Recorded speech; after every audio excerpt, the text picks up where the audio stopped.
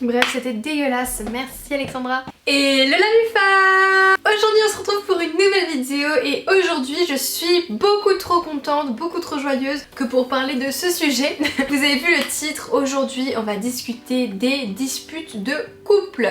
Alors, je tiens à dire que ça arrive à tout le monde d'avoir des disputes de couple, d'avoir des embrouilles, surtout au début d'une relation, tout simplement parce que nous sommes deux êtres humains qui vivons ensemble, voilà, et que chacun a ses idées, chacun a ses pensées, et souvent ça part au clash. Bref, aujourd'hui je vais vous donner les 4 points pour régler une dispute de couple, voilà. Ça m'arrive aussi d'avoir une dispute, rassurez-vous, vous n'êtes pas seul la MIFA déjà.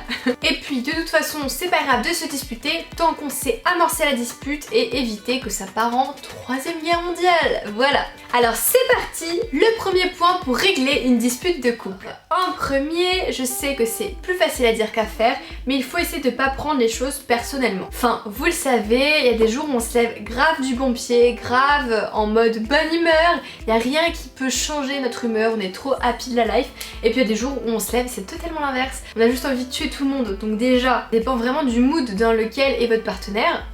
Et puis il faut savoir que de temps en temps les gens sont juste énervés par énormément de causes extérieures à vous, qui n'ont rien à voir, genre tout l'environnement, le boulot, la famille, plein de choses qui peuvent mettre sur les nerfs votre conjoint ou votre copine et qui n'ont rien à voir avec vous. Mais bon, malheureusement, vous vous êtes trouvé au mauvais moment avec cette personne et c'est sur vous qu'il décharge sa colère. Donc déjà, pour éviter d'être blessé, de ne rien prendre personnellement, ou en tout cas d'essayer de prendre les choses avec des pincettes, ça peut clairement désamorcer une dispute. Ensuite, en deuxième point, il va falloir apaiser les tensions.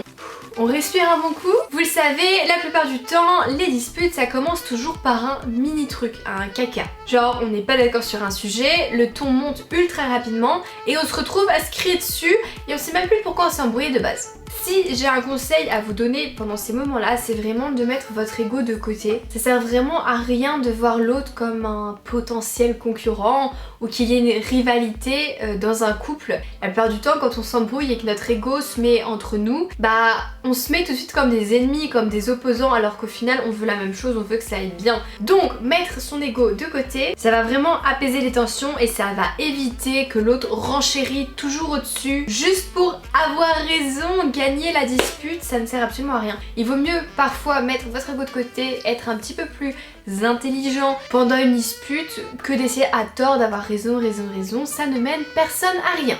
Ensuite, en troisième point, la base d'un couple, c'est de communiquer. Oui, bonjour. Il va falloir que quand il y a un truc qui vous vexe, et là je parle surtout aux filles parce que nous on se vexe un peu plus rapidement que les garçons, ou même les gars en fait, quand vous vous vexez ou quand vous vous sentez blessé sur un mini truc, parlez-en directement. Voilà, il n'y a pas besoin de garder ça pour vous, de garder tout au fond de votre cœur là, et d'être pas bien parce que déjà la personne en face va s'en rendre compte, vous êtes cramé et elle va se poser tout un tas de questions alors qu'en fait c'est juste pour un mini truc, vous êtes un petit peu vexé et ça passera avec le temps. Voilà, parce que si vous gardez tout en vous en fait, au bout d'un moment, le ressentiment, la rancœur va s'accumuler au fond de vous et il y a tout qui va sortir et la personne en face ne sera pas prévenue, elle ne comprendra pas pourquoi tout d'un coup vous vous énervez pour une chose qu'elle a dite par exemple à 13h alors que maintenant il est 20h.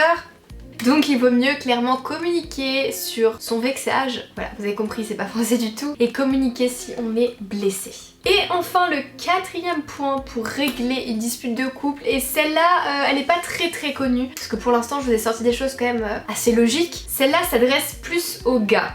Vous allez comprendre. Il ne faut surtout pas renier ce que l'autre ressent. La plupart du temps les gars, vous trouvez que nous les filles on fait des crises pour rien. C'est pas faux, mais en fait, si on vous en veut et qu'on vous fait une mini crise à un moment donné, c'est que vous avez fait une erreur. Oui, une erreur fatidique parce que vous allez en prendre plein la gueule pendant un petit moment et je vais vous expliquer comment éviter de vous en prendre plein la gueule justement.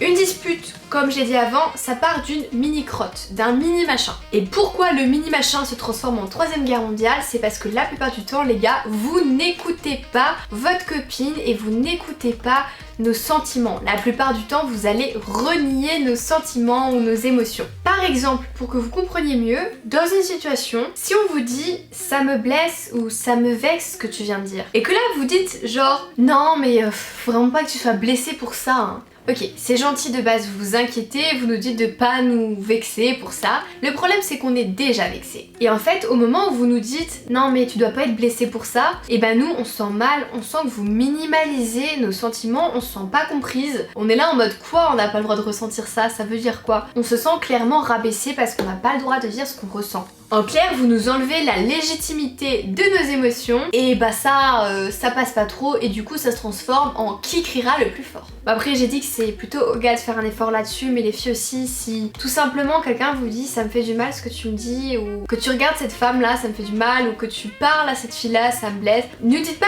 juste genre ah non mais t'inquiète il faut pas que ça te blesse. Donnez-nous au moins des arguments parce que dire ça comme ça bah on n'a pas l'impression d'être entendu et les femmes ont besoin d'être écoutées. Voilà.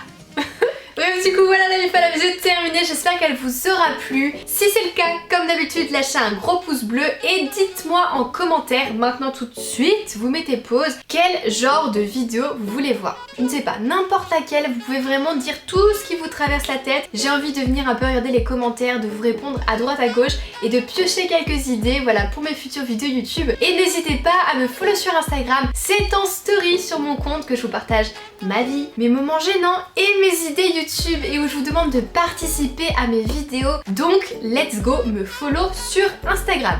Et puis quand tout ça c'est fait, nous on se dit à mercredi pour une prochaine vidéo. En disant portez-vous bien la MIFA. Je vous fais des gros bisous.